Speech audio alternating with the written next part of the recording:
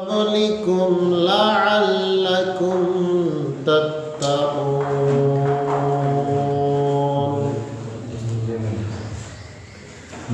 عن أبي هريرة رضي الله تعالى عنه قال قال رسول الله صلى الله عليه وسلم من صام رمضان إيمانا واحتسابا غفر له ما تقدم من ذنبه ومن قام رمضان إيمانا واحتسابا غفر له ما تقدم من ذنبه ومن قام ليلة القدر إيمانا واحتسابا غفر له ما تقدم من ذنبه رواه البخاري ومسلم. সম্মানিত উপস্থিতি, প্রশংসা আল্লাহর জন্য। সবাই পড়ি আলহামদুলিল্লাহি রাব্বিল আলামিন। দরুদ এবং সালাম বিশ্ব নবী মুহাম্মদুর রাসূলুল্লাহ সাল্লাল্লাহু তাআলা আলাইহি ওয়াসাল্লামের প্রতি। জুমার খুতবার আজকের সংক্ষিপ্ত সময়ের আলোচনার বিষয়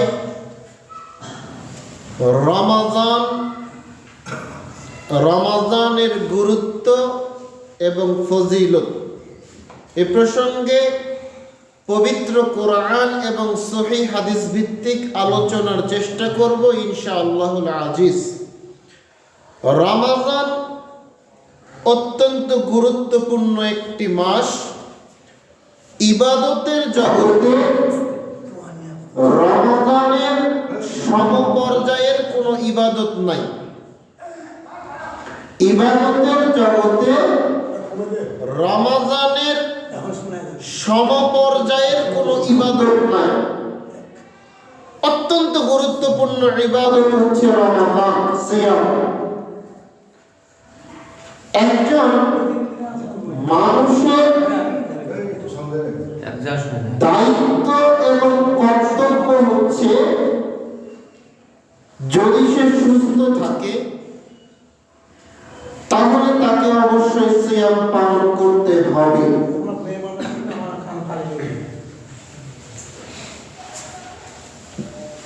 এ মাসে ইবাদতগুলো এমন ভাবে করতে হবে যাতে রাসূলের সুন্নতের বাইরে কোনো কিছু না হয়। কারণ দেখা যাচ্ছে আপনি রাসূলের পদ্ধতির বাইরে নিজের মন করা পদ্ধতি অনুযায়ী আপনি যখন ইবাদত করবেন তখন ওটা ইবাদত হিসেবে কবুল হবে না, ওটা তখন বিদআত হয়ে যাবে। আর আপনি রমাদানের মতো একটা গুরুত্বপূর্ণ মাসকে যখন বিদআত দিয়ে নষ্ট করে দিবেন তখন এটা আপনার আমার জন্য অত্যন্ত ক্ষতি, আপনার আমার ঈমানের জন্য, আপনার আমার আমলের জন্য অত্যন্ত ক্ষতি। যার কারণে প্রতিটা কাজ, প্রত্যেকটা ইবাদত রাসূলের পদ্ধতি অনুযায়ী হওয়া একান্ত জরুরি।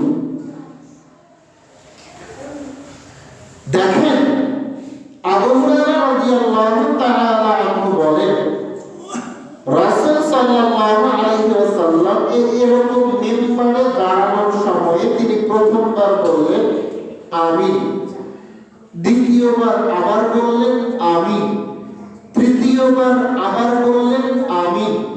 সাহাবারা প্রশ্ন করছেন, আল্লাহর রাসূল আপনি এই তিনবার আমিন বললেন কেন?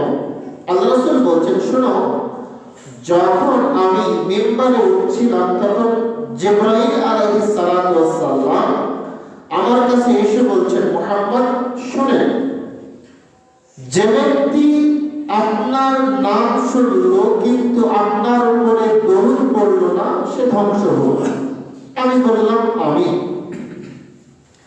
এরপরে জিবরাইল আবার বলছে, যে ব্যক্তি তার বৃদ্ধ পিতামাতাকে পেল কিন্তু জান্নাত যেতে পারলো না, জান্নাত হাসিল করতে পারলো না, ও ধ্বংস হোক। আমি বললাম আমিন। এবার জিবরাইল আবার বলছে যে যে ব্যক্তি রমজান মাস পেল কিন্তু নিজের গুনাহগুলোকে মাফ করে নিতে পারলো না, ও ধ্বংস হোক। আমি বললাম আমিন। তাহলে বোঝা যাচ্ছে যে যেমন প্রথমবার তিনি বললেন যে ব্যক্তি আপনার নাম শুনে দরুদ পড়লো না, আপনার উপরে দরুদ পড়লো না, সে ধ্বংস হোক। দেখেন, আপনি যখন একবার রাসূলের উপরে দরুদ পড়বেন, আপনার জন্য কতগুলো সুযোগ আল্লাহ তৈরি করে রেখেছেন। আল্লাহ রাসূল বলছেন যে মান সাল্লা আলাইহি ওয়াহিদান সাল্লাল্লাহু আলাইহি আশারা সালাওয়াত, যে ব্যক্তি আমার উপরে একবার দরুদ পড়বে আল্লাহ তার উপরে 10টা রহমত নাযিল করবেন। সুবহানাল্লাহ। শুধু তাই না, তাকে 10টা নেকি দান করবে। শুধু তাই না, তাকে 10টা গুনাহ তাকে মাফ করে দেবে। এখানেই শেষ না, 10 দিক থেকে তার সম্মান মর্যাদা বৃদ্ধি করে দিবে। আর কি লাগে? একবার দরুদ পড়লে আপনি আমি এগুলো ফলাফল পাচ্ছি, এগুলো জিনিস পাচ্ছি। তো এগুলো তো অত্যন্ত গুরুত্বপূর্ণ, যার কারণে জিবরাইল বলেছেন যে আপনার নাম শোনার পরেও যে আপনার উপরে দরুদ পড়ে না, ও ধ্বংস হয়ে যাবে। কারণ ও এতগুলো সওয়াব থেকে বঞ্চিত হয়ে যাচ্ছে, এতগুলো সুযোগ থেকে বঞ্চিত হয়ে যাচ্ছে, তাই না? অত্যন্ত গুরুত্বপূর্ণ। এরপরে জিবরাইল কি বললেন? যে ব্যক্তি মৃত্যু পিতা মাতাকে পেল কিন্তু জান্নাত হাসিল করতে পারলো না, সে ধ্বংস হোক। আল্লাহ রাসূল সাল্লাল্লাহু আলাইহি ওয়াসাল্লামকে যখন প্রশ্ন করা হয়েছিল যে আমার উপরে আমার বাপ মায়ের কি অধিকার আছে, একজন সাহাবী প্রশ্ন করছে, আল্লাহ রাসূল আমার উপরে আমার বাপ মায়ের কি অধিকার আছে? তো আল্লাহ রাসূল সোজা উত্তর দিয়েছিলেন যে হুমা জান্নাতুকা ওয়া নারুকা, তোমার বাপ মাই তোমার জান্নাত, তোমার বাপ মাই তোমার জাহান্নাম। অর্থাৎ তুমি যদি তোমার বাপ মায়ের সেবা করতে পারো, তাদেরকে খুশি করতে পারো, তাহলে তুমি জান্নাতে যাবে। আর তুমি যদি তোমার বাপ মায়ের সেবা না করতে পারো, তাদের খুশি করতে না পারো, তারা যদি তোমার উপরে বেজার থাকে, তারা যদি তোমার উপরে নাখোশ থাকে, তাহলে তুমি জাহান্নাম যাবে। তো যার কারণে জিবরাইল বলল যে ব্যক্তি বৃদ্ধ পিতা মাতাকে পেয়েও জান্নাত হাসিল করতে পারলো না, ও ধ্বংস হয়ে যায়। জান্নাত যাওয়ার সহজ রাস্তা, তাই না?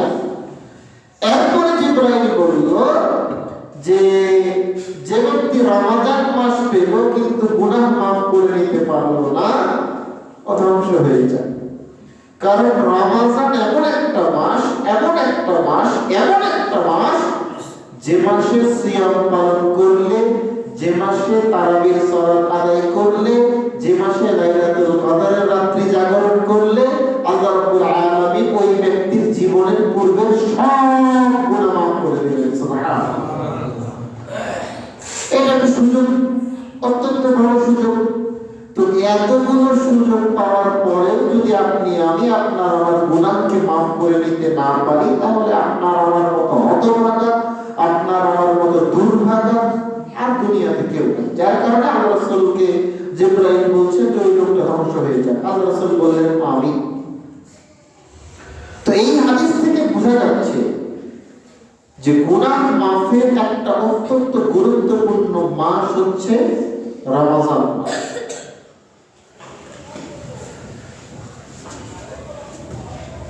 আমরা দীর্ঘদিন যাবৎ শুনে এসেছি বা শুনে থাকি রমজান মাস 3 দশকে ভাগ করা আছে। প্রথম 10 দিন হচ্ছে রহমতের, পরের 10 দিন হচ্ছে মাগফিরাতের, তারপরের 10 দিন হচ্ছে নাজাতের।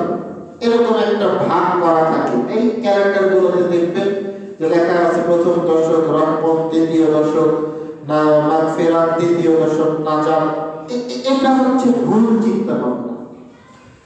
যারা রমজান মাসকে এরকম তিনটা ভাগে ভাগ করে দিয়েছে, তারা আল্লাহকে চিনে নাই, তারা আল্লাহকে বুঝে নাই।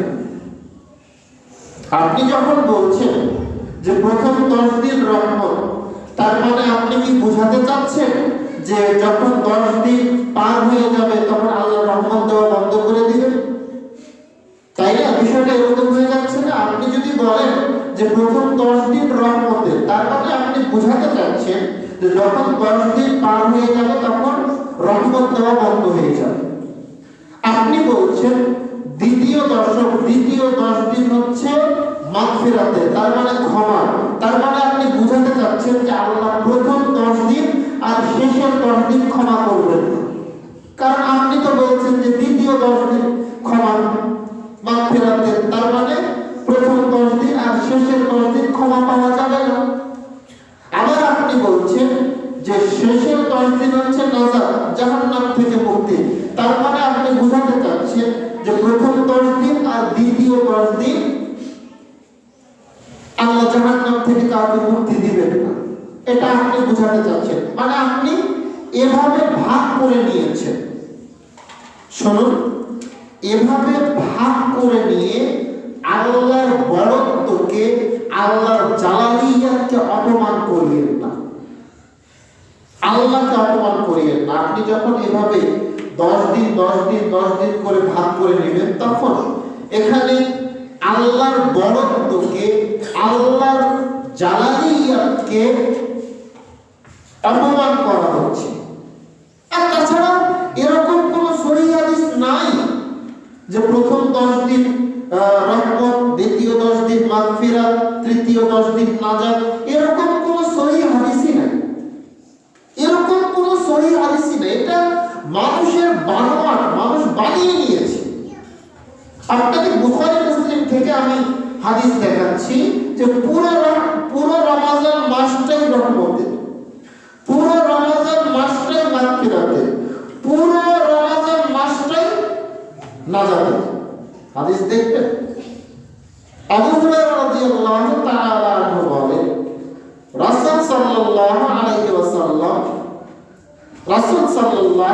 ওয়াসাল্লাম বলেছেন, যখন রমজান মাস আসে, যখন রমজান মাস আসে, ফুতিহাত আবওয়াবুর রাহমা, তখন রহমতের দরজা খুলে দেওয়া হয়। ওয়া গুলিকাত আবওয়াবু জাহান্নাম, জাহান্নামের দরজা বন্ধ করে দেওয়া হয়। ওয়াসফিদাতিশ শায়াতিন, শয়তানকে বেঁধে ফেলা হয়। হাদিস সহিহ। আবার অন্য বর্ণনায় এসেছে, ইজা দাখালা রমাজান, যখন রমজান মাস আসে, ফুতিহাত আবওয়াবুস সামা, আকাশের সমস্ত দরজাগুলো আল্লাহ খুলে দেন। আবার অন্য হাদিসে এসেছে, ইজা দাখালা রমাজান ফুতিহাত আবওয়াবুল জান্নাহ, তখন আল্লাহ জান্নাতের দরজাগুলো খুলে দেন। তো এই হাদিসগুলো সব কিন্তু বুখারী মুসলিমের হাদিস। কোন হাদিসেই কিন্তু এই কথা বলা নাই যে 10 দিন পরে এগুলো বন্ধ করে দেওয়া হবে। কোন হাদিসে এরকম কথা বলা নাই। তাহলে এই যে রহমতের দরজা খোলা, এই যে জান্নাতের দরজা খোলা, এই যে আকাশের দরজাগুলো খোলা, এটা কি শুধু 10 দিনের জন্য, নাকি হাদিস অনুযায়ী পুরো রমজানের জন্য? পুরো রমজানের জন্য। যেহেতু আল্লাহ রাসূল বলেছেন যখন রমজান মাস আসে তখন আল্লাহ আকাশের দরজা খুলে দেন, জান্নাতের দরজা খুলে দেন, রহমতের দরজা খুলে দেন যখন রমজান মাস আসে। এটা কতদিন খোলা থাকে আল্লাহ ভালো জানেন। কিন্তু 10 দিন পরে যে বন্ধ করে দেওয়া হয় এরকম কোন হাদিস নাই, আপনি বলতে পারবেন না। এরপর তিনি বলছেন, ওয়াইনাদিল মুনাদি মিনাস সামা, আকাশ থেকে একজন ফেরেশতা চিৎকার করতে থাকে মানুষের উদ্দেশ্যে। কি বলে? ইয়া বাগিয়াল খায়র আকবিল, শোনো, তোমরা যারা ভালো কাজ করতে চাও, যারা তোমরা কল্যাণ চাও, যারা তোমরা কল্যাণ অন্বেষণ করো, কল্যাণ তালাশ করো, আকবিল, এগিয়ে আসো। এটা রমজান মাস। এ মাসে আল্লাহ রাব্বুল আলামিন কল্যাণকে ছড়িয়ে রেখেছে। আপনি যেভাবে পারেন কল্যাণকে অর্জন করেন। ইয়া বাগিয়াশ শার, আকসির, শোনো, যারা তোমরা পাপী, যারা তোমরা গুনাহগার, তোমরা পাপ থেকে দূরে থাকো।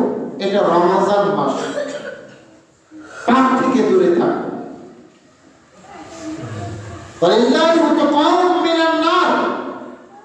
আর এ মাসে আল্লাহ সুবহানাহু ওয়া তাআলা অধিক সংখ্যক জাহান্নামীকে জাহান্নাম থেকে মুক্তি প্রদান করেন।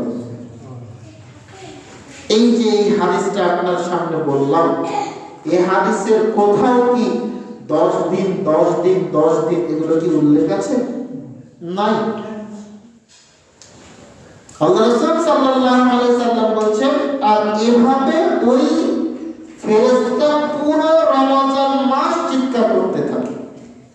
তাহলে এই মাসের পুরোটাই রহমতের মাস, এই মাসের পুরোটাই ক্ষমার মাস, মাগফিরাতের মাস, এই মাসের পুরোটাই জাহান্নাম থেকে মুক্তির মাস।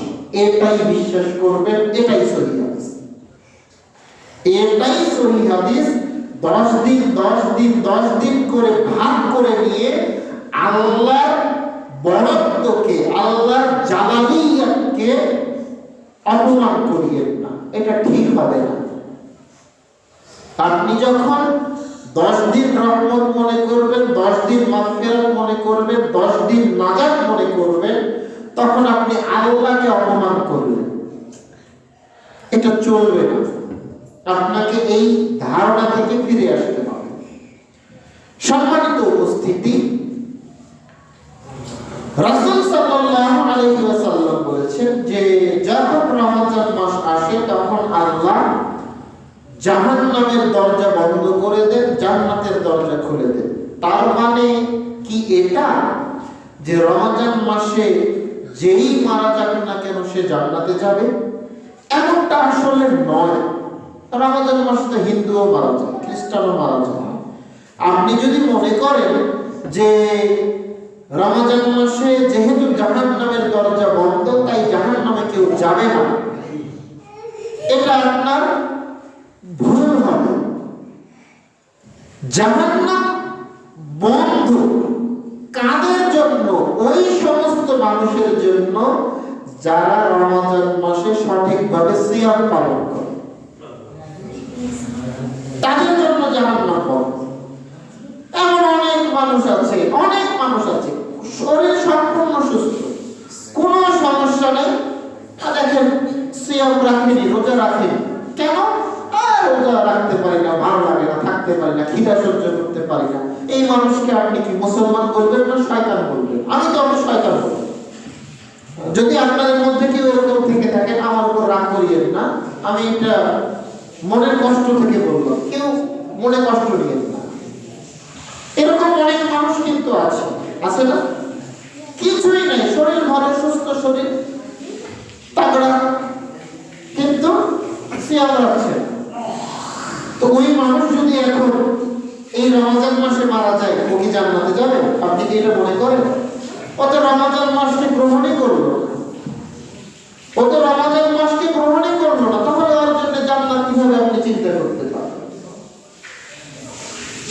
তো বলছিলাম জাহান্নামের দরজা বন্ধ, এটা হচ্ছে ওই সমস্ত মানুষের জন্য যারা সিয়াম পালন করে, যারা রমজান মাসকে গুরুত্ব দেয়। এছাড়া জাহান্নাম বন্ধ আল্লাহ কেন বললেন, আল্লাহ রাসূল কেন বললেন? কারণ রমজান মাসের একটা সম্মান আছে, সম্মান আছে। জাহান্নাম হচ্ছে আল্লাহর রাগ। জাহান্নাম যখন আল্লাহকে প্রশ্ন করবে যে আল্লাহ লিমা উসিবতুল মুতাকাব্বিরিন ওয়াল মুতাকাব্বিরিন, আল্লাহ আমার মধ্যে শুধু স্বৈরাচারী, আমার মধ্যে সব জুলুমবাজ, ধোঁকাবাজ, এই সমস্ত মানুষদেরকে আমার ভিতরে ঢুকিয়ে দিচ্ছ, কারণটা কি?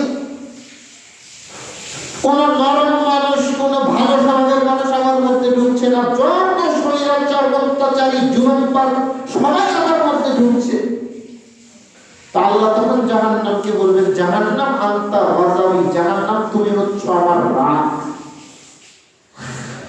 আপনি যখন আপনার সন্তানের উপর রাগ করেন, তাকে মারার জন্য আপনি হাতে লাঠি নেন না, তার মানে ওই লাঠিটা হচ্ছে আপনার শাস্তি দেওয়ার একটা মাধ্যম। তো আল্লাহ যখন কোনো মানুষের উপর রাগ করে, তো আল্লাহ শাস্তি দেওয়ার মাধ্যম হচ্ছে কি? জাহান্নাম। তো আল্লাহ এটা বোঝাতে চাচ্ছেন যে এই মাসে বান্দার উপরে আমি রাগ করতে পারি না, যার কারণে জাহান্নাম বন্ধ, যার কারণে জাহান্নাম বন্ধ। এরপরে তিনি বলছেন, অসফিরাতিশ শায়াতিন, এই মাসে শয়তানকে বেঁধে রাখা হয়। তা আমরা জানি, আমরা যতগুলো পাপ কাজ করি না কেন, এই পাপগুলো আমাদেরকে দিয়ে করিয়ে নেওয়া হয়। কে করিয়ে নেয়? শয়তান করিয়ে নেয়, তাই না? আমরা যত পাপ করি, এই পাপগুলো আমাদেরকে দিয়ে করিয়ে নেওয়া হয়। এই পাপগুলো আমাকে দিয়ে করিয়ে নেয়, আপনাকে আমার মাধ্যমে করিয়ে নেয় শয়তান। তো যেহেতু রমজান মাসে শয়তান বন্ধ আছে, তারপরেও যে মানুষ পাপ করছে না, তারপরেও তো মানুষ পাপ করছে। এই যে রমজান মাস আসলে বাংলাদেশে জিনিসপত্রের দাম বেড়ে যায়, জিনিসপত্রের দাম বেড়ে যায়। এটা কি ভালো কাজ না পাপের কাজ? পাপের কাজ। তো এই কাজটাও তো শয়তানের কাজ। তো শয়তান তো বাধা আছে, তাহলে এই কাজগুলো হচ্ছে কেন? মানুষ পাপ করছে কেন? রমজান মাসে কি জেনা ব্যভিচার হয় না? হয়। এটা তো পাপের কাজ, শয়তান তো বন্ধ আছে, তাহলে হচ্ছে কিভাবে? আচ্ছা, আপনাকে একটা উদাহরণ দিই। আপনার বাড়িতে ভাত রান্না হয় না? ভাত রান্না হয় না? যখন আপনার স্ত্রী ভাত রান্না করে, ওই চুলার উপরে ভাতের হাঁড়িটা যখন থাকে, ভাতের হাঁড়িটা টকবক টকবক করে ফুটতে থাকে, তাই না? যখন রান্না হয়ে গেল, ওই হাঁড়িটা এবার চুলার উপর থেকে নামিয়ে দেওয়া হলো। নামিয়ে দেওয়ার সাথে সাথে কি হাঁড়িটা ঠান্ডা হয়ে যায়, নাকি কিছুক্ষণ গরম থাকে? কিছুক্ষণ গরম থাকে না? থাকে তো, কিছুক্ষণ গরম থাকে, তো সাথে সাথে তো ঠান্ডা হয়ে যায় না। যে চুলার উপর থেকে নামিয়ে দিলাম, হাঁড়ি ঠান্ডা হয়ে গেল, এমন তো না। কিছুক্ষণ গরম থাকে। কেন গরম থাকে? কারণ এতক্ষণ যাবৎ ওকে আগুনে পুরানো হয়েছে, আগুনে ওকে জ্বালানো হয়েছে, যার কারণে ও এখন অনেকক্ষণ যাবৎ গরম থাকবে। এটাই হলো এখানকার উদাহরণ। দীর্ঘ 11 মাস শয়তান আপনাকে ইচ্ছা মতো চালিয়েছে, আর আপনি ওইভাবে চলেছেন। শয়তান আপনাকে যেভাবে চলতে বলেছে, আপনি ওভাবেই চলেছেন। শয়তান আপনাকে যেভাবে চালাতে চেয়েছে, আপনি ওভাবে চলেছেন। তো এই যে 11 মাস আপনি শয়তানের কথা মতো চললেন, এখন শয়তান বন্ধ আছে ঠিক, কিন্তু শয়তান আপনাকে যেই জিনিসগুলো 11 মাস ধরে শিক্ষা দিল, ওটা আপনি এখনো ভুলেন নাই।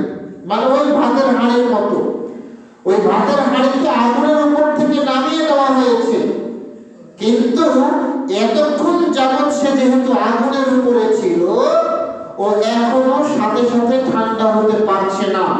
ওই আগুনের বিক্রিয়া প্রতিক্রিয়া তার মধ্যে এখনো আছে। ওই আগুনের বিক্রিয়া প্রতিক্রিয়া এখনো ওই হাঁড়ির মধ্যে আছে। ঠিক একই রকম ভাবে 11 মাস শয়তান আপনাকে চালিয়েছে, শয়তান আপনাকে পরিচালনা করেছে। এখন শয়তান বন্ধ আছে ঠিক, কিন্তু শয়তানের ওই শিক্ষার প্রতিক্রিয়া বিক্রিয়া আপনার মধ্যে এখনো আছে, বিধায় আপনি রমজান মাসেও পাপ করছেন। যার কারণে আপনাকে এই শয়তানকে দমন করতে হবে, শয়তানকে দমন করতে হবে। আল্লাহ শয়তানের পরিচয় দিয়েছেন সূরা নাসের মধ্যে, আল্লাযী ইউওয়াসবিসু ফি সুদুরিন নাস মিনাল জিন্নাতি ওয়ান নাস। মানুষের মনের মধ্যে কুমন্ত্রণা দেয়, মানুষকে খারাপ কাজে পরিচালিত করে, মিনাল জিন্নাতি ওয়ান নাস, জিন শয়তান মানুষ শয়তান। শয়তান দুই প্রকার, একটা হলো জিন শয়তান, একটা হলো মানুষ শয়তান। জিন শয়তান বন্ধ আছে, কিন্তু মানুষ শয়তান তো আর বন্ধ নেই, তাই না? যার কারণে মানুষ শয়তান এখন কাজ চালিয়ে যাচ্ছে। রমজান মাস, আপনাকে এই শয়তানকে নিয়ন্ত্রণ করতে হবে, আপনাকে এই শয়তানকে নিয়ন্ত্রণ করতে হবে। সম্মানিত উপস্থিতি, রমজান মাসের বিষয়গুলো আমরা ধারাবাহিকভাবে আলোচনা করি। রাসূল সাল্লাল্লাহু আলাইহি ওয়াসাল্লাম বলছেন, সুমু লিরুয়াতিহি ওয়া আফতিরু বিরুয়াতিহি, তোমরা চাঁদ দেখে সিয়াম শুরু করো, চাঁদ দেখে সিয়াম ছেড়ে দাও। তাহলে এই সিয়াম শুরু এবং সিয়াম ছেড়ে দেওয়া কিসের উপর নির্ভর করে? চাঁদের উপর নির্ভর করে। আপনি চাঁদ দেখবেন, সিয়াম শুরু করবেন, চাঁদ দেখবেন, সিয়াম শেষ করবেন। যেহেতু এটা রাসূলের হাদিস, আর ইসলামের বিধানগুলো এমন ভাবে তৈরি করা আছে, এমন ভাবে তৈরি করা আছে যে আজ থেকে 1000 বছর আগেও যেভাবে চলতো, আজ থেকে 10,000 বছর পরে ওইভাবেই চলবে। এর মধ্যে কোনো আপনি কম বেশি করতে পারবেন না। ইসলামের বিধানগুলো এভাবেই তৈরি হয়। কেন বলছি দেখেন, আপনারা হয়তো জানেন বাংলাদেশের বিভিন্ন জায়গায় সৌদি আরবের সাথে মিল রেখে একই দিনে, সৌদি আরবের সাথে মিল রেখে একই দিনে সিয়াম শুরু করা হয়, একই দিনে ঈদ পালন করা হয়। আছে না এরকম? আমাদের দিনাজপুরেও কিন্তু কয়েক জায়গায় আছে। এই যে দিনাজপুর সদরের এই যে চুরিপট্টি আছে, তারপরে আপনাদের কাহারুলে আছে, বিশেষভাবে বাংলাদেশের চাঁদপুর এই এলাকায়, এই বাংলাদেশে এরকম অনেক জায়গা আছে যেখানে সৌদি আরবের সাথে মিল রেখে একই দিনে সিয়াম শুরু করা হয়, একই দিনে সিয়াম শেষ করা হয়। আচ্ছা, এটা না হয় 2026 সাল। আপনি মোবাইল ফোন বা আপনি ফেসবুক, আপনি টুইটার, ইউটিউব, হোয়াটসঅ্যাপ, এগুলো আপনি খুব বেশি দিন আগে পান নাই, কিছুদিন আগে হাতে পেয়েছেন। এটা হলো 2026 সাল, তাই না? আমি যদি এখন এটাকে 1926 সালে নিয়ে যাই, যেই সালে মোবাইল ফোন ছিল না, টেলিফোন ছিল না, ফেসবুক ছিল না, হোয়াটসঅ্যাপ ছিল না, ইউটিউব ছিল না, কিছুই ছিল না, তখন এই মানুষেরা কিভাবে জানতে পারত যে আজকে সৌদি আরবে চাঁদ উঠে গেছে? এখন না হয় ফেসবুকের মাধ্যমে জানতে পারছেন। আমার কথা কি বুঝতে পারছেন আপনারা? বুঝতে পারছেন? এখন আপনি ফেসবুকের মাধ্যমে জানতে পারছেন যে হ্যাঁ সৌদি আরবে চাঁদ উঠেছে। আপনি হোয়াটসঅ্যাপের মাধ্যমে জানতে পারছেন যে হ্যাঁ সৌদি আরবে চাঁদ উঠেছে। আপনি ইউটিউবের মাধ্যমে জানতে পারছেন যে হ্যাঁ সৌদি আরবে চাঁদ উঠেছে। এটা তো এই প্রযুক্তির কারণে আপনি জানতে পারছেন। তো 1926 সালে যখন এই প্রযুক্তিগুলো ছিল না, তখন আপনি কিভাবে সিয়াম শুরু করেছেন বলেন তো? ওই মানুষদের কাছে আমার প্রশ্ন, তখন তারা কিভাবে সিয়াম শুরু করত? তখন তারা কিভাবে সিয়াম শেষ করত? নিশ্চয়ই চাঁদ থেকে করত, তাই না? নিশ্চয়ই চাঁদ থেকে করত। কারণ সৌদি আরব কিভাবে কবে শুরু করলো না শুরু করলো এটা তো বোঝা যাবে না। কারণ আল্লাহ রাসূল সাল্লাল্লাহু আলাইহি ওয়াসাল্লাম তিনি নিজেও বলেছেন যে আরবি মাস কখনো 30 হয়, কখনো 29 হয়। কবে 30 হবে, কোনটা 29 হবে, কোনটা 30 হবে, এটা আমরা কেউ জানি না। এটা একমাত্র কে জানে? আল্লাহ জানে। তো ওই সময়ের মানুষেরা তারা কিভাবে সিয়াম রাখত? যে সময় ফেসবুক ছিল না, সৌদি আরবের খবর পাওয়ার কোনো মাধ্যম ছিল না, তারা তখন কিভাবে সিয়াম রাখত?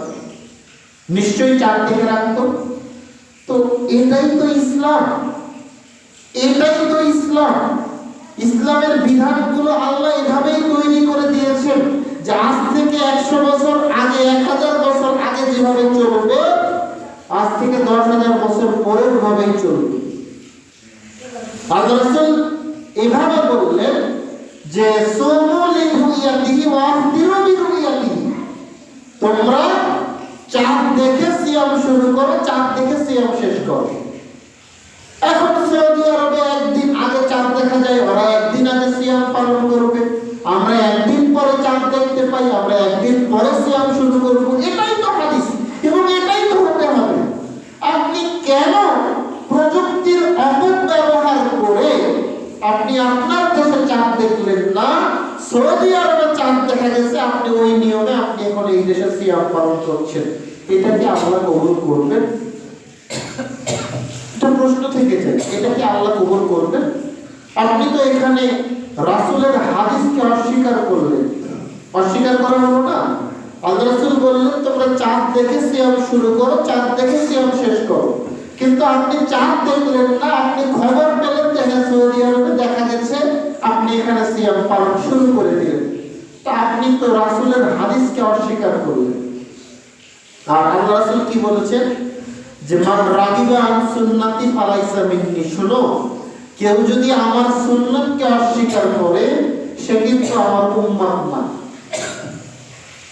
এটা কিন্তু অত্যন্ত কঠিন একটা কথা। আল্লাহ রাসূল বললেন কেউ যদি আমার সুন্নাতকে অস্বীকার করে সে কিন্তু আমার উম্মত না। তা আপনি তো রাসূলের সুন্নাতকে অস্বীকার করলেন।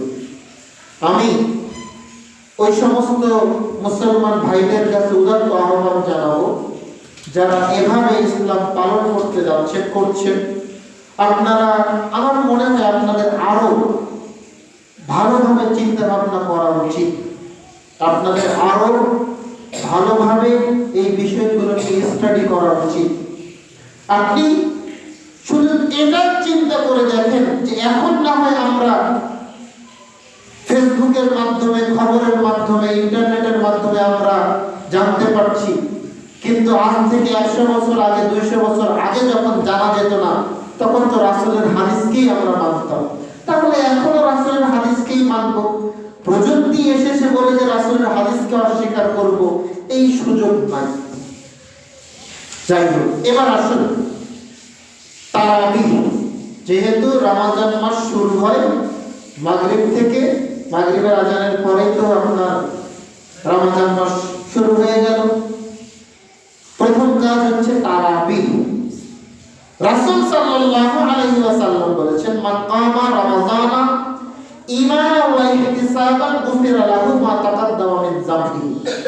যে ব্যক্তি রমজান মাসে সওয়াবের আশায় ঈমানের সাথে তারাবির সালাত আদায় করবে, আল্লাহ রাব্বুল আলামিন তার জীবনের পূর্বের সব গুনাহ মাফ করে দেবেন। সুবহানাল্লাহ। তার মানে তারাবির সালাত অত্যন্ত গুরুত্বপূর্ণ। শর্ত আছে দুইটা, আপনাকে ঈমানের সাথে সওয়াবের আশায় তারাবির সালাত আদায় করতে হবে, এই শর্ত পালন করতে হবে।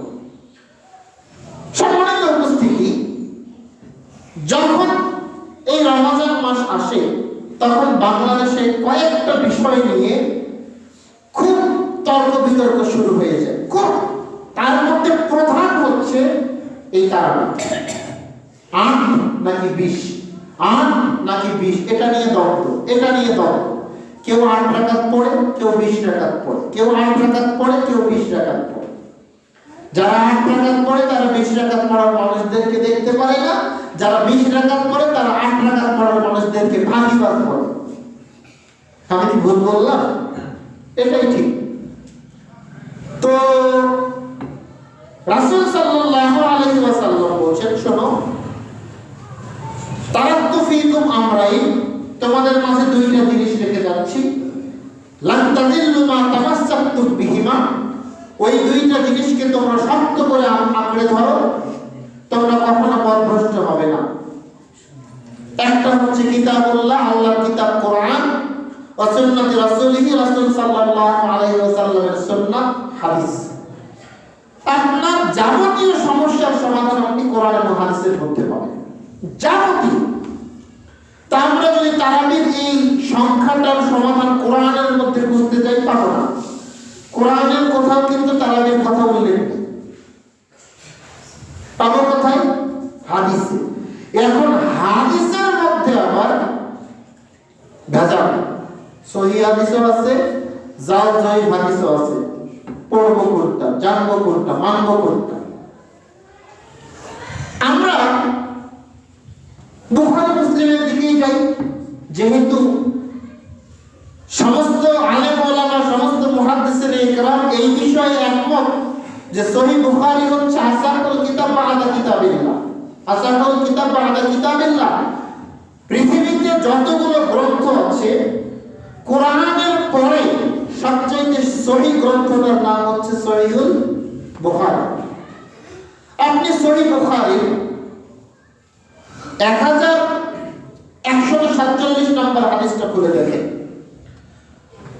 আয়েশা রাদিয়াল্লাহু তাআলা আনহাকে যখন প্রশ্ন করা হলো যে আল্লাহ রাসূল সাল্লাল্লাহু আলাইহি ওয়াসাল্লাম কিয়ামুল লাইল বা সালাতুল লাইল কিভাবে আদায় করতেন, তো আয়েশা রাদিয়াল্লাহু তাআলা আনহা বলেন, মা কানা ইয়াজিদুন নবী সাল্লাল্লাহু আলাইহি ওয়াসাল্লাম ফি রমাযান ওয়া ফি গায়রি রমাযান 11 রাকাত। আল্লাহ রাসূল সাল্লাল্লাহু আলাইহি ওয়াসাল্লাম রমজান মাসে বা রমজান বাদে অন্য মাসে 11 রাকাতের বেশি আদায় করতেন না। কয় রাকাত আদায় করতেন? 11 রাকাত। 11 রাকাতের বেশি করতেন না। তার মানে কম হতে পারে কখনো, কিন্তু বেশি হতো না। মা কানা ইয়াজিদু, তিনি বেশি করতেন না। তো এখানে আমরা পেলাম 11 রাকাতের কথা, যেখানে আমরা 8 রাকাত তারাবি ধরতে পারি, 3 রাকাত বেতর ধরতে পারি। আবার অন্য হাদিসে বুখারীতে আয়েশা রাদিয়াল্লাহু তাআলা আনহা বলছেন যে রাসূল সাল্লাল্লাহু আলাইহি ওয়াসাল্লাম ইশার সালাতের পর থেকে নিয়ে শুরু করে ফজর পর্যন্ত 11 রাকাত সালাত আদায় করতেন। ইশার পর থেকে নিয়ে শুরু করে ফজর পর্যন্ত 11 রাকাত সালাত আদায় করতেন। ইউসাল্লিমু ফি কুল্লি রাকাতাইন, তিনি প্রত্যেক 2 রাকাত সালাত আদায় করে সালাম ফিরাতেন। সুম্মা ইউতিরু বিতরান ওয়াহিদা, তারপরে তিনি 1 রাকাত বেতের পড়তেন। এবার দেখেন, আপনি চাইলে 8 রাকাত তারাবি পড়তে পারেন, 3 রাকাত বেতের পড়তে পারেন, সহিহ হাদিস। আপনি চাইলে 2 রাকাত করে 10 রাকাত তারাবি পড়তে পারেন, 1 রাকাত বেতের পড়তে পারেন, এটাও সহিহ হাদিস। কিন্তু 20 রাকাতের পক্ষে কোনো সহিহ হাদিস নাই। আবু দাউদে একটা হাদিস আছে, শুধু আবু দাউদে ওই হাদিসটা আছে, যেই হাদিসে হযরত ওমর ইবনে খাত্তাব রাদিয়াল্লাহু তাআলা আনহুর নামে বলা হয় যে তিনি তামিম দারি রাদিয়াল্লাহু তাআলা আনহুকে 20 রাকাতের আদেশ দিয়েছিলেন। তো এখানে আহলে হাদিসের আলেম ওলামারা তারা একটা গবেষণা করে হাদিসের এই হাদিসটার একটা ফলাফল বের করেছেন যে তামিম দারি রাদিয়াল্লাহু তাআলা আনহু মসজিদে কুবায় তারাবির সালাত আদায় করিয়েছিলেন 20 লাইলাতান, 20 রাত, 20 দিন তিনি তারাবির সালাত আদায় করিয়েছিলেন। এই হাদিসটাকেই ভারতের পাবলিকেশনস থেকে এই হাদিসটাতেই এই 20 লাইলাতান, এই লাইলাতান শব্দটাকে পরিবর্তন করে 20 রাকাত করে দেওয়া হয়েছে, 20 রাকাত করে দেওয়া হয়েছে। 20 রাকাত করে দেওয়া হয়েছে, লাইলাতান শব্দটাকে পরিবর্তন করে রাকাত করে দেওয়া হয়েছে। মূলত তারাবির সালাত আপনাকে 8 রাকাতেই বিশ্বাস রাখতে হবে, 20 রাকাত নয়। এটাই সহিহ হাদিস। আপনি সহিহ বুখারীতেও পাবেন, সহিহ মুসলিমেও পাবেন, আবু দাউদেও পাবেন, তিরমিজিতেও পাবেন, নাসাঈতেও পাবেন, ইবনে মাজাহতেও পাবেন। প্রত্যেকটা গ্রন্থে আপনি এই হাদিসগুলো পাবেন। এখন তো অ্যান্ড্রয়েড মোবাইল আছে, আপনারা সার্চ করেন, যে গুগলে গিয়ে সার্চ করেন তারাবির সালাত 20 রাকাত নাকি 8 রাকাত দেখবেন, বা তারাবির সালাত সংক্রান্ত হাদিস এইভাবে লিখে সার্চ করেন, দেখবেন যে ওই আপনার একটা লিস্ট চলে আসবে। আপনি এগুলো সার্চ করে দেখেন না। আপনাকে আমার কথা বিশ্বাস করতে বলছি না, আমি মিথ্যাও বলতে পারি, আপনি আমার কথা বিশ্বাস করবেন কেন? বুঝেননি আমার কথা? আপনি নিজে সার্চ করেন।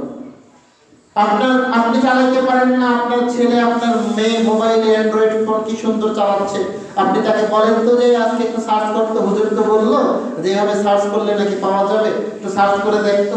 আপনি দেখেন একেবারে লিস্ট পেয়ে যাবেন। তারাবির সালাত 8 রাকাত আপনাকে আদায় করতে হবে, এটাই সহিহ হাদিস। আমাদের মাযহাবী ভাইয়েরা তারা বলে থাকে, একটা উদাহরণ দেয়, একটা যুক্তি দেয় যে মানলাম তারাবির সালাত আপনি বলছেন 8 রাকাত, কিন্তু কিয়ামতের মাঠে গিয়ে আমি দেখলাম যে আল্লাহ 20 রাকাতের হিসাব নিচ্ছে, তখন আমি কি করব? আমি তো 8 রাকাত পড়ে গেছি, বাকি 12 রাকাত আমি কোথা থেকে মিলাবো? তো আমি যদি 20 রাকাত পড়ি, আল্লাহ যদি 8 রাকাত নেয়, তাহলে 8 রাকাত হবে, বাকিটা আমার বাড়তি থেকে গেল। মানে উনি বোঝাতে চাচ্ছেন উদাহরণ হিসাবে যে আমি একটা জিনিস কিনতে গেলাম, পকেটে 100 টাকা নিয়ে গেছি, আমি জানি জিনিসটার দাম 100 টাকা, কিন্তু গিয়ে দেখছি জিনিসটার দাম হয়ে গেছে 200 টাকা। আমি জিনিসটা কিনতে পারছি না, কারণ আমার কাছে অত টাকা নাই। আমি যদি টাকা বেশি নিয়ে যেতাম, আমি ওই জিনিসটা কিনতে পারতাম। যার কারণে তারা বোঝাতে চাচ্ছে যে আমি বেশি করে নিয়ে যাব, আল্লাহ যেটা কবুল করার কবুল করবে। এটা আসলে চলে না। আপনার ওই হাদিসটা মনে নাই যে আল্লাহ রাসূল সাল্লাল্লাহু আলাইহি সাল্লামের ইবাদত জানতে এসেছিল 3 জন মানুষ। তার স্ত্রীদেরকে যখন প্রশ্ন করলো কিভাবে আল্লাহ রাসূল সালাত আদায় করেন, কিভাবে তিনি ইবাদত করেন, তাদেরকে বলা হলো তিনি রাতের কিছু অংশে সালাত আদায় করেন আর বাকি অংশ ঘুমিয়ে থাকেন। এভাবে যখন তাদেরকে জানিয়ে দেওয়া হলো, তাদের মধ্যে তিনজনের একজন বলছে যে এত কম, তারা 3 জন বলছে যে এত কম ইবাদতে আল্লাহ রাসূলের চলে, কারণ আল্লাহ রাব্বুল আলামিন তার জীবনের পূর্বের গুনাহ পরের গুনাহ সব মাফ করে দিয়েছেন, আমাদের চলে না, আমাদেরকে বেশি করে ইবাদত করতে হবে। তো কি করব? একজন বলছে যে আমি প্রতিদিন রোজা রাখবো, একদিন রোজা ছাড়বো না। একজন বলছে আমি সারা রাত ইবাদত করব, ঘুমাবোই না। আরেকজন বলছে আমি বিয়েই করব না, বিয়ে করলে সংসারের ঝামেলা, ইবাদতে বাধা আসবে, আমি বিয়েই করব না। তো আল্লাহ রাসূল যখন জানতে পারলেন যে তোমরা কি এগুলো কথা বলছো, তারা বলছে যে হ্যাঁ আমরা এগুলো কথা বলছি। আল্লাহ রাসূল বলছেন এই শোনো, দুনিয়াতে আল্লাহকে যদি সবচাইতে কেউ বেশি ভয় করে, আল্লাহকে যদি সবচাইতে কেউ ভালোবাসে, তাহলে সেটা আমি। সুতরাং আমার সুন্নতের বাইরে কোনো কিছু করতে যেও না। যে ব্যক্তি আমার সুন্নতকে অস্বীকার করবে সে জাহান্নামে যাবে। এই হাদিস আপনার জানা নাই? তো আপনি এখন বলছেন এই উদাহরণ দিয়ে, যুক্তি দিয়ে আপনি যদি এখন 20 রাকাতের ইবাদত করেন আর সেটা যদি রাসূলের পদ্ধতিতে না হয়, তখন আপনি কি করবেন? বুঝেননি আমার কথা? যদি আপনার এই পদ্ধতিটা রাসূলের পদ্ধতিতে না হয়, তখন আপনি কি করবেন? যার কারণে আপনাকে রাসূলের হাদিসের মধ্যে আসতে হবে, সহিহ হাদিসের মধ্যে আসতে হবে। আর আমরা একাধিক সহিহ হাদিস থেকে পাচ্ছি তারাবির সালাত 8 রাকাত। আপনি 8 রাকাতও পড়তে পারেন, 10 রাকাতও পড়তে পারেন, এই 11 রাকাত পড়তে হবে আর কি, সর্বমোট বেতের সালাত সহ। তারা বলে যে তারাবি আলাদা, তাহাজ্জুদ আলাদা। এই হাদিসে আল্লাহ রাসূল তাহাজ্জুদের কথা বলেছেন, তারাবির কথা বলেননি। আসলে তারাবি নামে কোনো শব্দই নেই হাদিসের মধ্যে। হাদিসের মধ্যে আছে কিয়ামুল লাইল, ওই যেটাই তাহাজ্জুদ ওইটাই তারাবি। অন্য মাসে যেটা তাহাজ্জুদ, রমজান মাসে ওটাই তারাবি। আপনাকে এটা মানতে হবে। সম্মানিত উপস্থিতি, বলছিলাম সহিহ হাদিস থেকে বললাম তারাবির সালাত আপনাকে 8 রাকাতই আদায় করতে হবে। আপনি চাইলে 8 রাকাতও আদায় করতে পারেন, 10 রাকাতও আদায় করতে পারেন। 8 রাকাত আদায় করে 3 রাকাত বেতন করতে পারেন, আবার 10 রাকাত আদায় করে 1 রাকাত বেতন আদায় করতে পারেন। সহিহ হাদিস। আল্লাহ রাব্বুল আলামিন বুঝার তৌফিক দান করুক। আল্লাহুম্মা আমিন।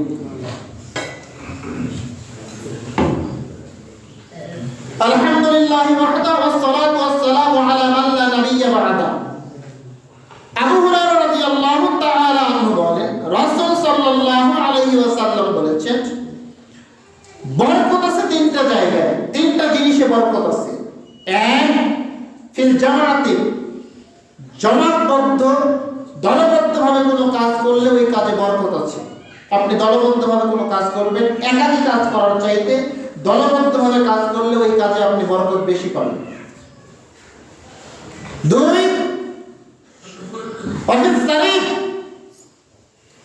গোশতের ঝোলের মধ্যে রুটি ভিজিয়ে খাওয়া, এটাকে বলা হয় সারিদ। আল্লাহ রাসূল খুব পছন্দ করতেন এই খাবারটাকে।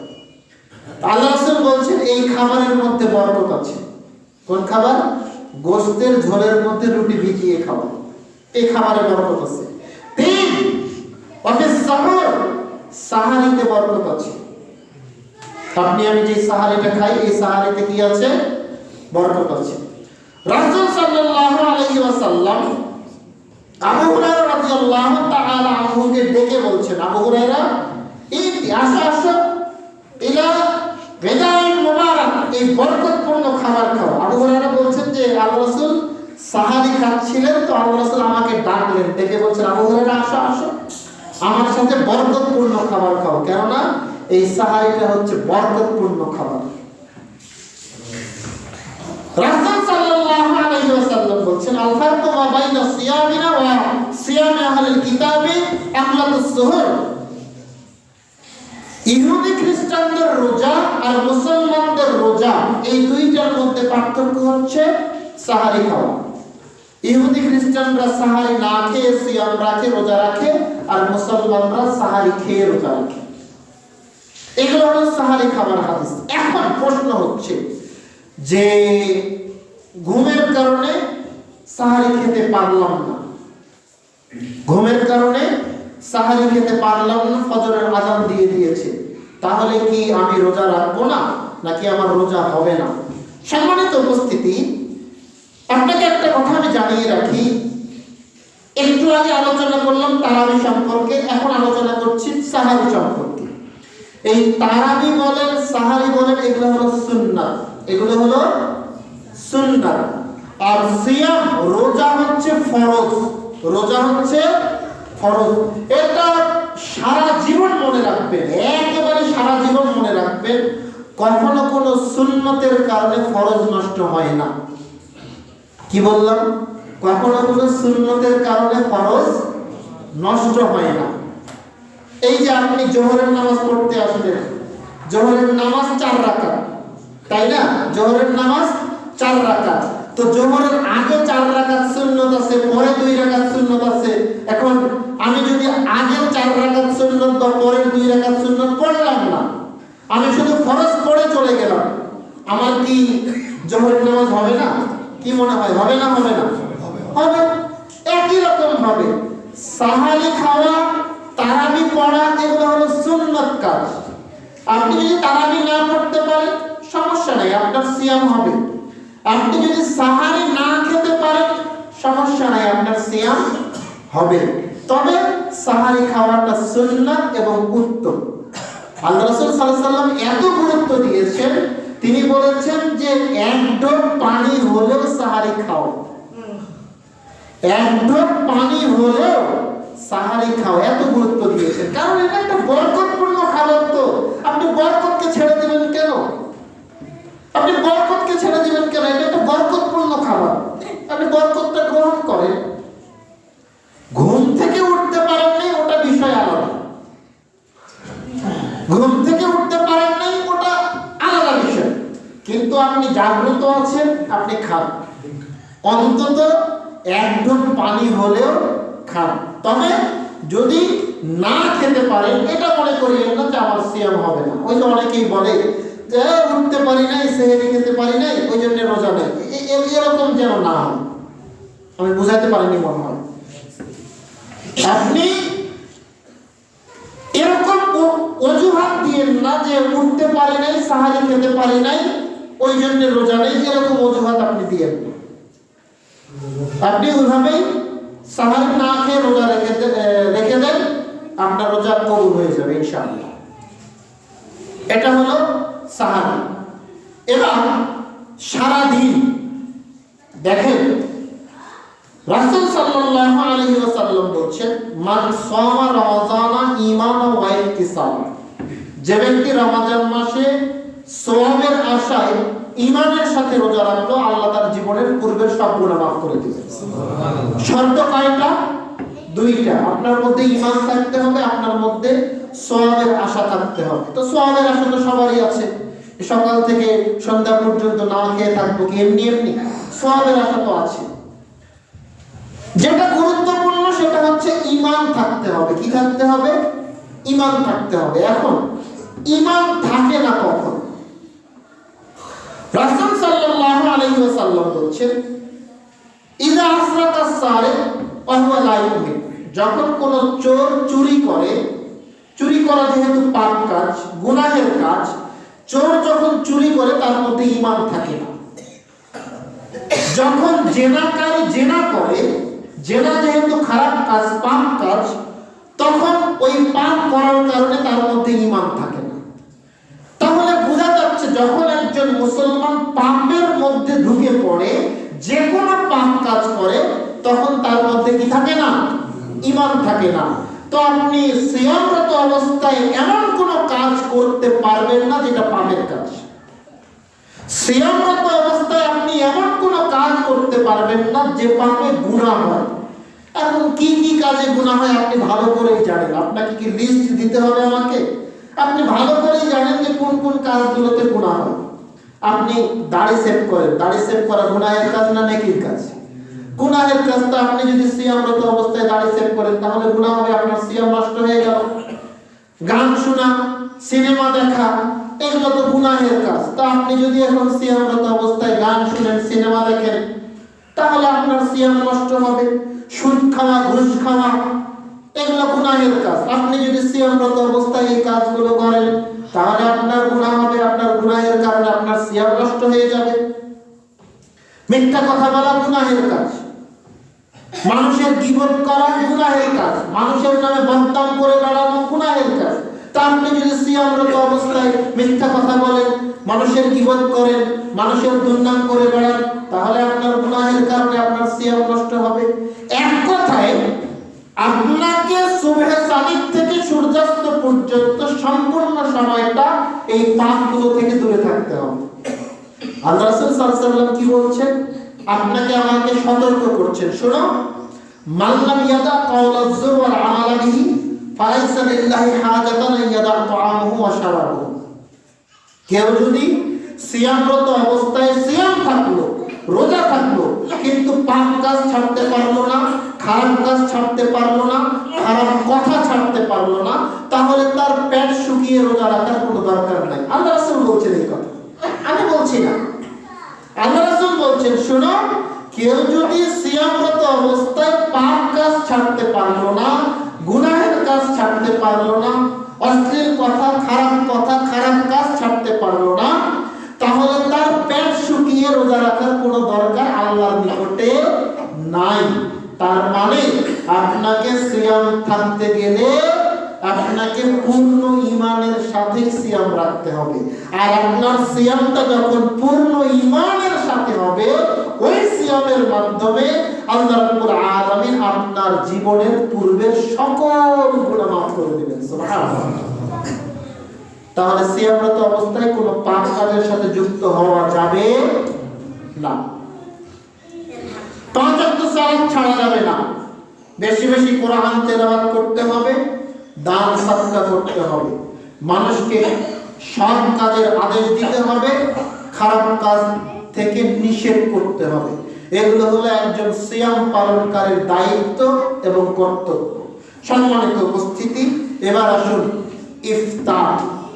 রাসূল সাল্লাল্লাহু আলাইহি ওয়াসাল্লাম বলেন, মা ইয়াজারুন নাস বিখাইরিন,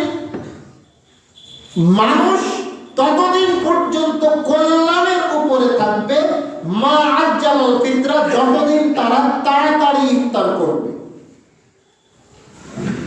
এরপরে রাসূল সাল্লাল্লাহু আলাইহি ওয়াসাল্লাম বলছেন, শোনো, তোমরা তাড়াতাড়ি ইফতার করো, ফাইনাল ইয়াহুদা ওয়ান নাসারা ইউআখিরুন ইহুদি খ্রিস্টানরা দেরিতে ইফতার করে। এই হাদিসের মধ্যে, এই হাদিসগুলোর মধ্যে স্পষ্ট প্রমাণিত হয় যে আপনাকে দ্রুত তাড়াতাড়ি ইফতার করতে হবে, দেরি করা যাবে না। এখন ইফতারের সময় কোনটা? শুনুন, আজানের সাথে ইফতারের কোনো সম্পর্ক নাই। আমি মনে হয় বুঝাতে পারছি না, আরো ভালো করে শুনুন। আজানের সাথে ইফতারের কোনো সম্পর্ক নাই। ইফতারের সম্পর্ক হলো সূর্যের সাথে। কার সাথে? সূর্যের সাথে। সূর্য ডুবে যাবে, সাথে সাথে ইফতার করতে হবে। বর্তমান প্রযুক্তিকে আপনি ব্যবহার করতে পারেন, ইন্টারনেটকে ব্যবহার করতে পারেন। আপনার হাতে যদি, আপনার পকেটে যদি এখন কোনো অ্যান্ড্রয়েড মোবাইল থাকে, আপনার মোবাইলে যদি ইন্টারনেট কানেকশন থাকে, আপনি গুগলে গিয়ে সার্চ করুন আজকের সূর্যাস্তের সময়, এই কথাটা বাংলায় লিখে সার্চ করুন, ওখানে একটা সময় দেখানো হবে, ওইটাই হলো ইফতারের সময়। ক্যালেন্ডারে যেটা দেওয়া থাকে ওটা না। ক্যালেন্ডারে যেটা দেওয়া থাকে ওটা সূর্য ডুবার 3 থেকে 4 মিনিট পর দেওয়া থাকে। এটা মানা যাবে না, এটা মানা যাবে না। আপনাকে আল্লাহ রাসূল সাল্লাল্লাহু আলাইহি ওয়াসাল্লাম তাড়াতাড়ি ইফতার করতে বলেছেন। কেননা দেরিতে ইফতার করে কারা? ইহুদি খ্রিস্টানরা। মুসলমানরা দেরিতে ইফতার করতে পারে না।